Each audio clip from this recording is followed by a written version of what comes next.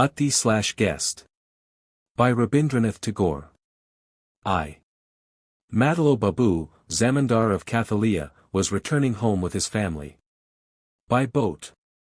One afternoon he moored the boat near a riverside market so that their meal could be prepared.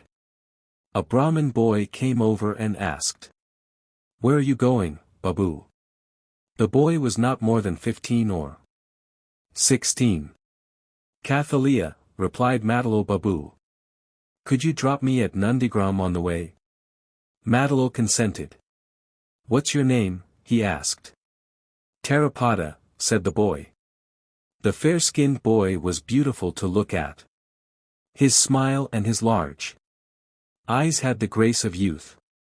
His body, bare except for a stained dhoti, was free of any excess, as if lovingly carved by a sculptor, or as if in a previous life he had been a young sage whose pure religious devotion had removed all grossness, honed him to gleaming, Brahminical perfection.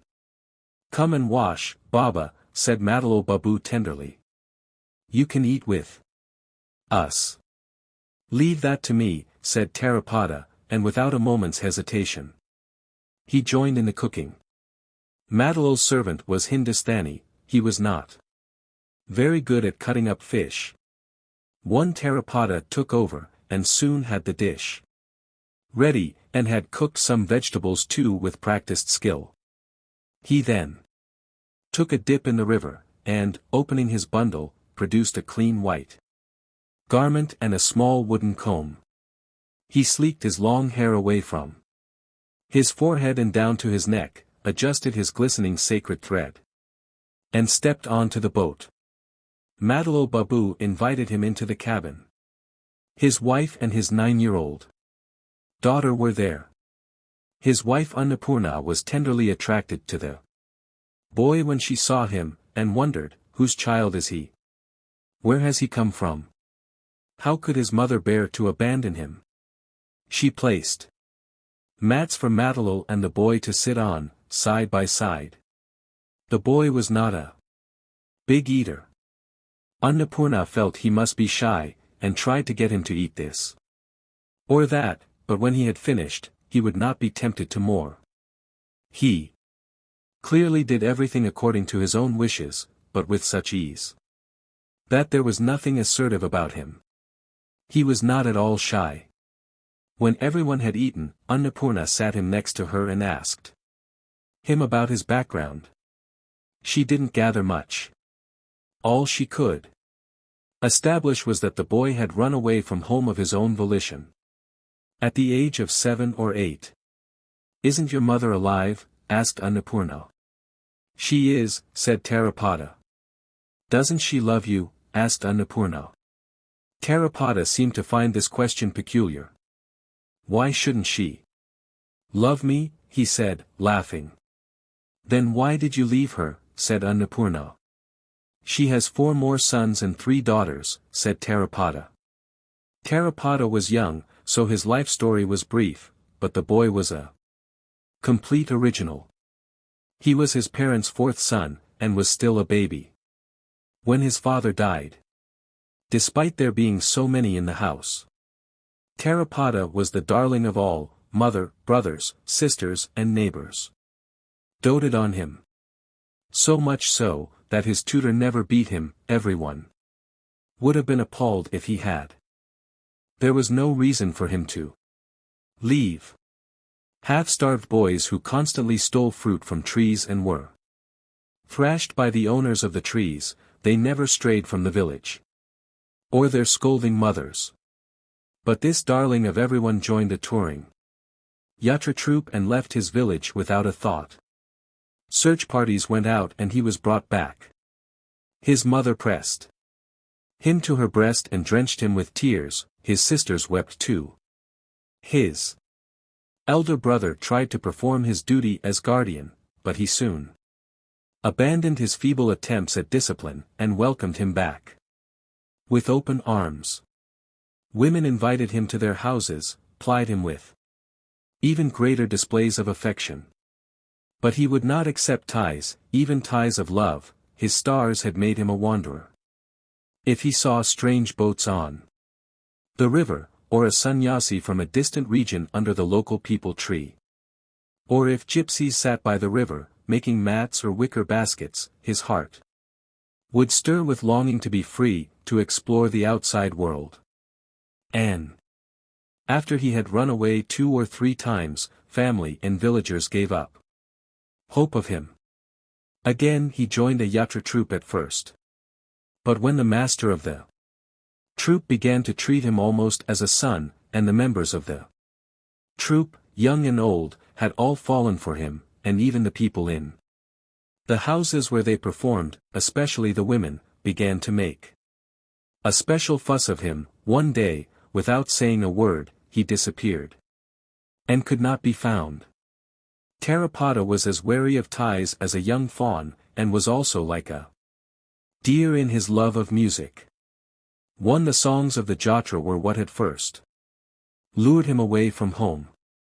Melodies sent a trembling through his veins, and rhythms made his body swing.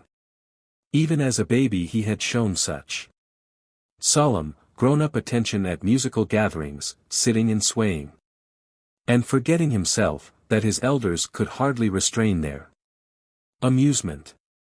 Not only music, when the rains of herba fell on the thick leaves, when the clouds thundered, when the wind moaned in the woods. Like a motherless demon child, his heart was swept away. The call of a kite high in the sky in the still heat of noon, the croaking of frogs on rainy evenings, the howling of jackals at night, all entranced him. Impelled by this passion for music, it was not long before he had joined a group of Panchali singers.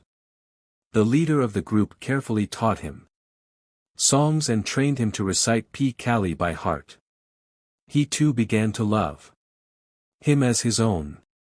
Like a pet cage bird, Tarapada learnt a few songs, and then one morning flew away. Finally he joined a troupe of gymnasts. From Jayastha to Awith affair toured the district. Jatra troupes, Panchali singers, bards, dancers and stall-holders travelled by boat from one site to another. For the second year running this round of entertainment included a small gymnastics troupe from Calcutta. At first Tarapada joined the stall-holders, sold pan at the fair. But then his natural curiosity drew him to the wonderful skills of the gymnasts, and he joined their troupe. He had taught himself to play the flute very well. During the gymnastic display he had to play Lucknow Thuris at top speed on the flute. This was his only task. It was from this troupe that he had most recently absconded. He had heard that the zamindars at Nandigram had founded, on a lavish scale, an amateur yatra group, so he tied up his bundle and headed for the place, meeting Madalo Babu on the way. Despite these connections with various groups, his nature had not been corrupted by any. He was, deep down, entirely detached and free. The foul language he had heard, the dreadful sights he had seen, had not fixed themselves in his mind. They passed him by. He remained unbound by any kind of habit or custom. He swam in the murky waters of the world with pure white wings, like a swan. However many times his curiosity made him dive in, his wings could not be soaked or soiled. There was a pure and natural innocence in this runaway boy's expression.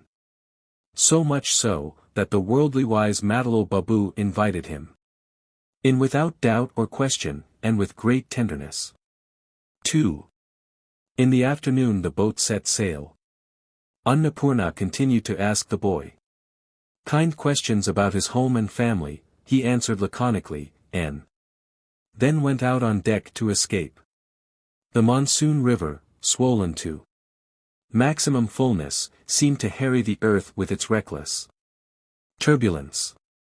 In the cloudless sunshine, the half-sunk reeds along the bank, the fields of succulent sugar cane beyond, and the far-off blue-green woods kissing the horizon, seemed transformed by the touch of a golden wand into new beauty. The speechless sky gazed down in wonder. Everything was alive, throbbing, awash with confident light. Shiny with newness, bursting with plenty.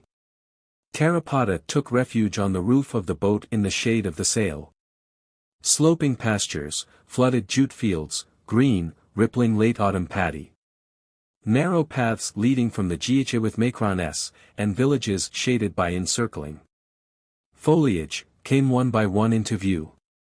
To this water, earth and sky, this movement of life and sound, these varied levels and vast vistas, to this huge, immovable, mute, unblinking, natural world, the boy was as he sat. He soon got talking with the helmsman and oarsman. Sometimes he took the loggie and punted the boat himself. When the helmsman needed a smoke, he would take the tiller. When the sail needed to be turned, he helped skillfully. Just before dusk Annapurna called Tarapada and asked, "What do you like to eat at night?" "Whatever I get," said Tarapada. "I don't eat every day." She felt disturbed by this beautiful Brahmin boy's indifference to her hospitality. She longed to feed, clothe and give succor to him. But she could not discover how to please him. She ostentatiously sent her servants to buy milk and sweets. Tarapada ate the sweets willingly enough, but he would not touch the milk. Even the taciturn Matalol urged him to drink it, but he simply replied, "I don't like it." 3 days passed. Tarapada expertly joined in everything, from the cooking and shopping to the sailing of the boat. Anything he saw interested him, any work that he did absorbed him. His sight, his hands, and his mind were ever active. Like nature herself, he was always serene and detached, yet always busy. People usually dwell in a fixed place, but Tarapada was like a joyous wave on life's unending stream. Past or future meant nothing, moving forward was the only thing that mattered. By mixing with various groups, he had learnt all sorts of delightful accomplishments. Things were stamped on his mind with astonishing ease, unclouded as it was by any kind of worry. He knew Kali, folktales, curtain, and long pieces from yatras. Matalol Babu habitually read the Ramaya to his wife and daughter. One evening he had just got to the story of Kush and Lab when Tarapada, unable to restrain himself, came down from the roof of the boat and said, "Put the book away. I know a song about Kush and Lab, listen." He began a Kali. Dashu Ray's verse, sweet as a flute, flowed on. Swiftly, the helmsman and oarsman came and peered through the door of the cabin. As dusk fell, a stream of laughter, pathos and music spread through the evening air. The banks became alert, and people in passing boats were lured for a moment and strained their ears to listen. When the Kali had finished, everyone sighed deeply, wishing it would last forever. The tearful Annapurna longed to take the boy and press him to her breast and bury her face in his hair. Matalol Babu thought, if I could somehow keep this boy, he would make up for my having no son. The little girl Charashashi, though, was full of envy and jealousy. 3. She was her parents' only child, sole claimant on their affection. There was no end to her willfulness and obstinacy. She had her own opinions about food, clothes and hairstyles, but there was no consistency in them. Whenever she was invited out, her mother was terrified that she would make impossible demands over dress. If her hairstyle displeased her, to do and redo it made no difference, and merely led to a tantrum. She was like this with everything. But if she was in a good mood, she was amenable to anything, and would show excessive love for her mother, hugging her, kissing her, laughing in an unbalanced way. The girl was a puzzle. But now her volatile feelings began to concentrate in fierce animosity towards Tarapada, and she caused exceptional trouble to her parents. At meals she scowled and pushed her plate away. She would complain about the cooking, slap the maid, and object to everything. The more that Tarapada's accomplishments impressed her and others, the more angry she became. She would not admit that he had any virtues at all. Undeniable evidence of them made her even more critical. On the night that Tarapada sang about Kush and Lab, Annapurna thought, wild animals can be tamed by music, so perhaps my daughter will soften. How did you like it, Charu? She asked. She gave no answer, merely tossed her head, implying, I didn't like it at all and shall never like it. Realizing that Charu was jealous, her mother stopped showing affection for Tarapada in front of her. After dark, when Charu had gone to bed after eating early, Annapurna would sit by the door of the cabin. And Madalo Babu and Tarapada would sit outside, and at Annapurna's request Tarapada would sing. With his singing, the goddess of the sleeping, darkened homes on the bank would sink into a trance, and Annapurna's heart swelled with love and appreciation. But Charu would get up and shout tearfully and angrily, Mother, I can't get to sleep with this noise. She found it quite unbearable to be sent to bed on her own, while her parents sat and listened to Tarapada singing. The natural fierceness of this fiery black-eyed girl fascinated Tarapada. He would tell her stories, sing her songs, play her the flute, make great efforts to win her round, but with no success at all. Only in the afternoons when he bathed in the swollen river, sporting his fair pure body in a swimming display worthy of a young water god, only then could she not help being attracted just a little bit. She would watch him then. But she didn't reveal her interest to anyone, and, born actress that she was, carried on knitting a woolen scarf with apparent indifference to Tarapada's water sports. 4. Tarapada took no notice of Nandigram when they passed it. The large boat, sometimes with its sails up, sometimes towed, proceeded slowly on down rivers and tributaries, and the days of the passengers too flowed with a soft and easy pace through the peace and beauty of the scene. No one was in any kind of hurry. Long afternoons were spent bathing and eating, and as soon as dusk fell the boat was moored at a village Jija with Makron, by trees buzzing with crickets and aglow with fireflies. After about 10 days of this the boat arrived at Cathalia. Ponies and a palanquin were sent from the house to receive the zamindar, a guard of honor, with bamboo lies, fired rounds of blanks, raucously echoed by the village crows. Meanwhile Tarapada slipped off the boat and quickly looked round the village. Calling one villager Dada, another Ku, another Didi, and another Masi, he established friendly relations with everyone in a couple of hours. Because he had no normal ties, he could get to know people with amazing ease and speed. Within a few days he had won all hearts. He mixed with everyone on equal terms. He was unconventional, yet able to adapt to any situation or work. With boys he was a boy, yet somehow separate and special. With older people he was not a boy, yet not too precocious either. With herders he was a herder, yet also a Brahmin. He joined in with things as if used to them all his life.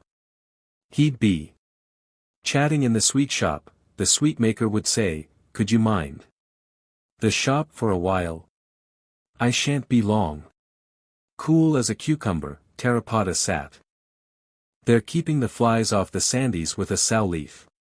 He could even make sweets himself, knew something of weaving, and was not completely ignorant of how to turn a potter's wheel.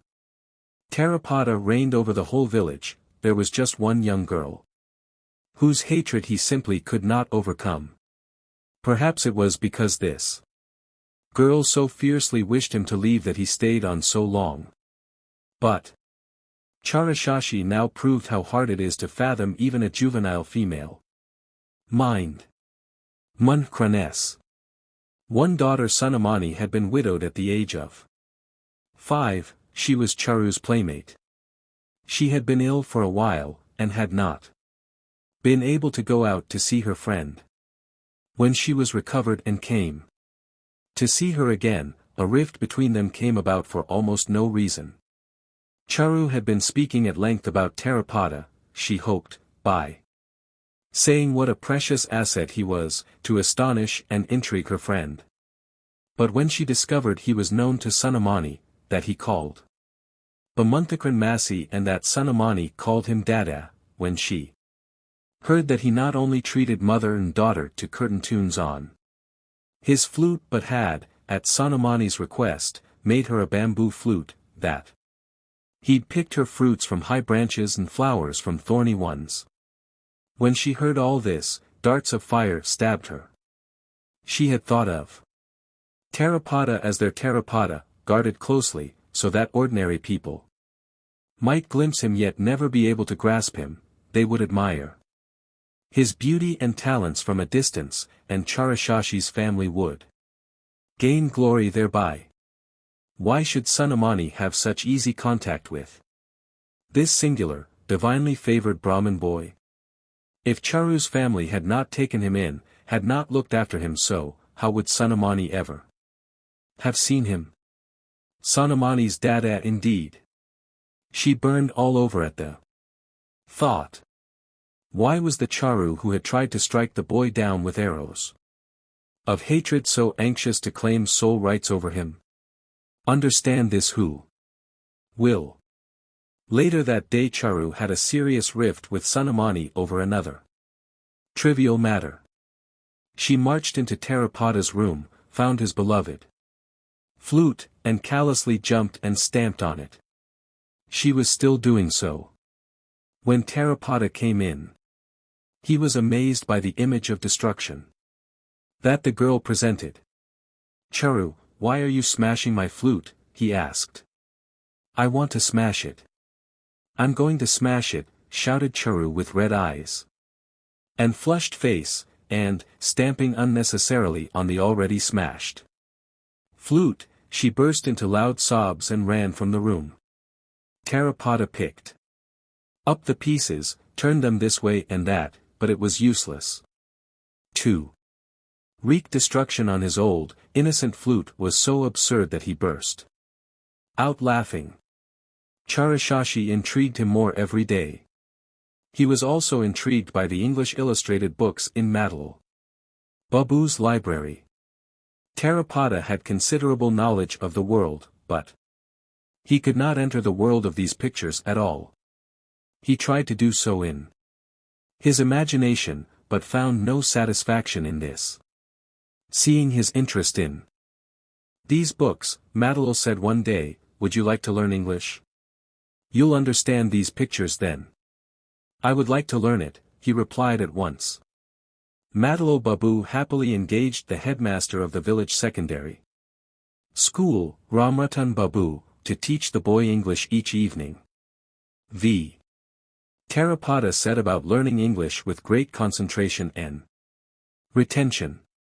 It released him into a hitherto inaccessible realm, unconnected with his former world. The local people saw no more of him, at dusk. When he went to the empty riverside to pace swiftly up and down, reciting his lessons, his boyish devotees mournfully watched from a distance. They dared not disturb his studies. Charu too did not see much of him now. Formerly Tarapada ate in the women's quarters, under Annapurna's loving gaze, but because this could take a long time he asked Madal Babu to arrange for him to eat outside them. Annapurna was hurt by this and objected, but Madal was so pleased by Tarapada's keenness to learn that he agreed to the new arrangement. Charu now insisted that she too wanted to learn English. At first her Parents were amused by their wayward daughter's new idea, lovingly laughed at it, but its absurdity was soon washed away by tears. Doting parents that they were forced to give in, and she started to study alongside Tarapada with the same tutor. Study, however, was alien to her restless nature. She learned nothing herself, merely disrupted Tarapada's learning. She fell far behind. Couldn't learn anything by heart, but couldn't bear to be behind. If Tarapada overtook her and moved on to a new lesson, she was furious and burst into tears. When he finished an old book and bought a new one, she had to buy the new book too. In his spare time he would sit in his room learning and writing his lessons. The jealous girl couldn't stand this. She would secretly come and pour ink on his exercise book, steal his pen, even tear from the book the passage he had been set to learn. Tarapada bore most of this with amusement. If she went too far he slapped her, but he was quite unable to control her. A chance occurrence saved him. One day, truly annoyed, he tore up his ink-spilled exercise book and sat gloomily. Charu came to the door and prepared herself for a beating. But nothing happened. Tarapada went on sitting in silence. The girl went in and out of the room. Several times she came so close that Tarapada could, if he had wished, easily have thwacked her on the back. But he did not do that, and remained solemn. The girl was in a quandary. How to ask for forgiveness was something she had never learnt, yet she was extremely anxious for forgiveness. Finally, seeing no other way, she took a piece of the torn exercise book, sat down next to Tarapada and wrote in large round letters, "I will never pour ink on your exercise book again." She then made elaborate efforts to attract his attention. At this Tarapada could not contain himself any more, and he burst out laughing. The girl dashed from the room, overcome with shame and anger. Only if she had been able to expunge from all time the paper on which she had humbled herself, would her fury have been eased. During this period Sunamani had once or twice, with her heart in her mouth, lurked outside the lesson room. She was close to her friend Charashashi in most matters, but with regard to Tarapada she feared and distrusted her. At moments when Charu was in the women's quarters, she would stand timidly outside Tarapada's door. He would look up from his book and say tenderly, "What is it, Sona, what's up? How is Masi?" Sunamani would say, "You haven't been to see us for a long time. Mother wishes you would sometime. She has backache, so she can't come to you." Charu would perhaps now appear. Sunamani was flustered, she felt like a thief. Charu would scowl and shriek at her, "Well, Sona, coming to disturb our studies. I'll tell my father." As if she herself was Tarapada's guardian, whose sole object was to watch him day and night, in case his studies were disturbed. But God was not unaware of what her actual motive was in coming to Tarapada's room at this odd time, and Tarapada also knew it well. Poor Sunamani fumbled for false explanations. When Charu venomously called her a liar she withdrew, sick at heart, defeated. The kindly Tarapada would call her and say, "Sona, I'll come to your house this evening." Charu hissed back like a snake, "How can you go? What about your lessons?" "I'll tell Mermay." Undaunted by Charu's threat, Tarapada spent a couple of evenings at Bamunthakran's house. On the third day Charu, without further warning, quietly bolted his door, and, fetching the padlock from her mother's spice-box, locked him in. She kept him prisoner for the whole evening, only opening the door when it was time to eat. Tarapada was Angrily silent, and was about to go out without eating. Then the passionate, overwrought girl clasped her hands and cried out repeatedly. I promise you, cross my heart, that I won't do it again. Please, I beg. You, eat before you go. When even this had no effect, she began to wail. And he was forced to turn back and eat. Charu many times promised herself that she would behave properly towards Tarapada, that she would not annoy him again, but when Sunamani and others turned up, it put her into such a rage that she could not control herself. If she was good for a few days, Tarapada would steal himself for another tempest.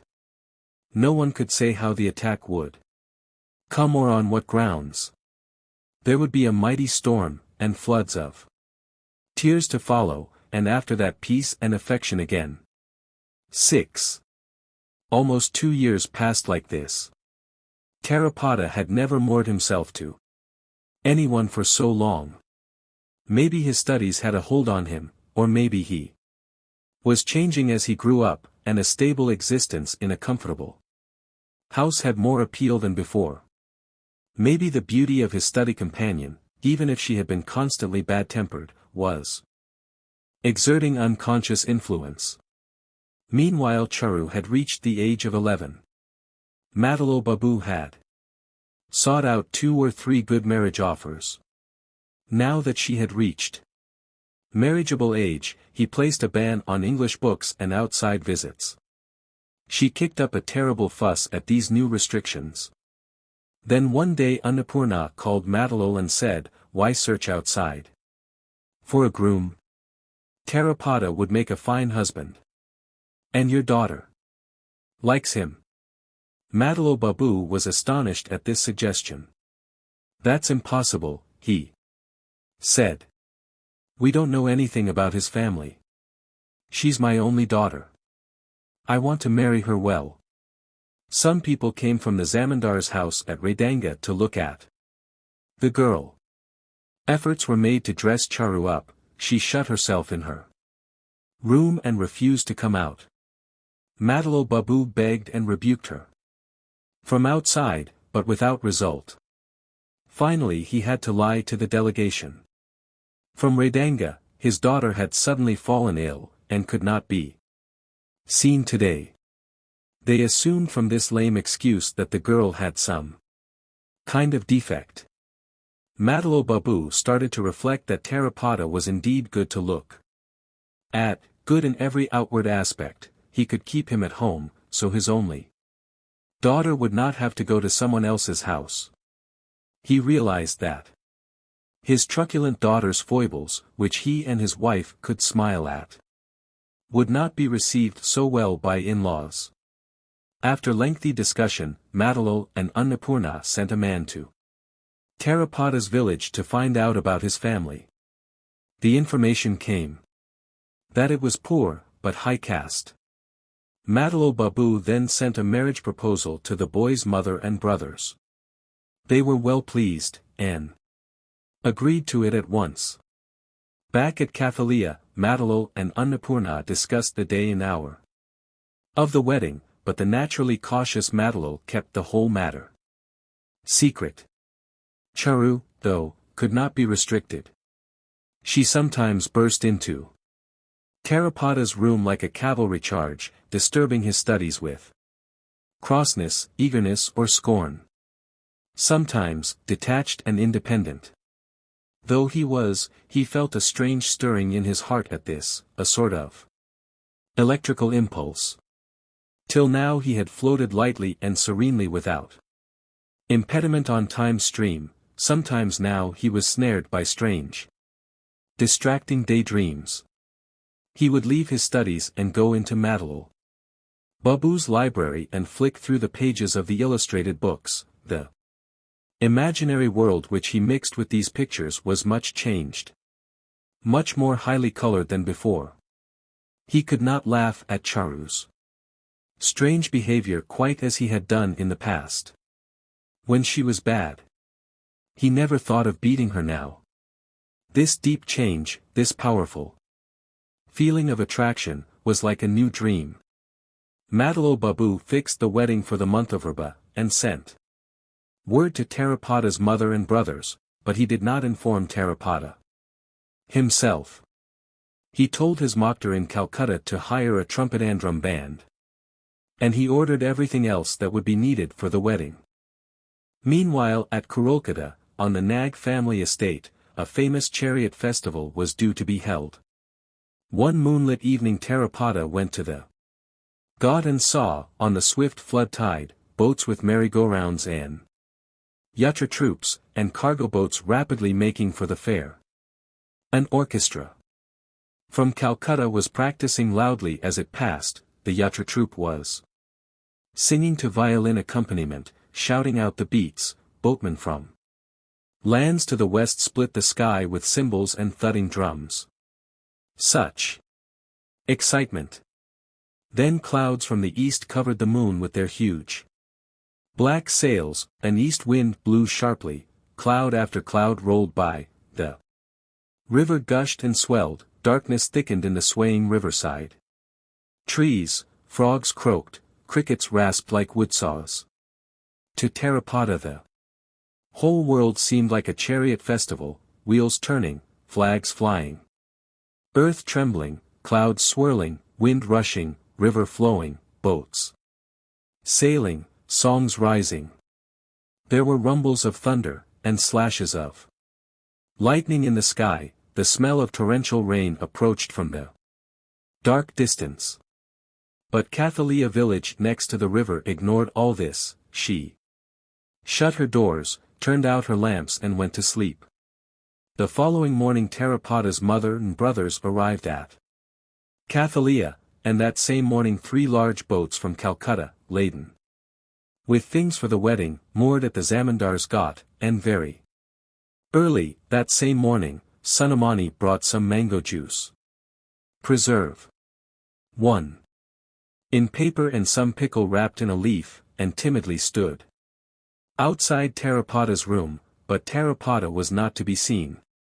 In a cloudy monsoon night, before love and emotional ties could encircle him completely, this Brahmin boy, thief of all hearts in the village, had returned to the unconstraining, unemotional arms of his Mother Earth.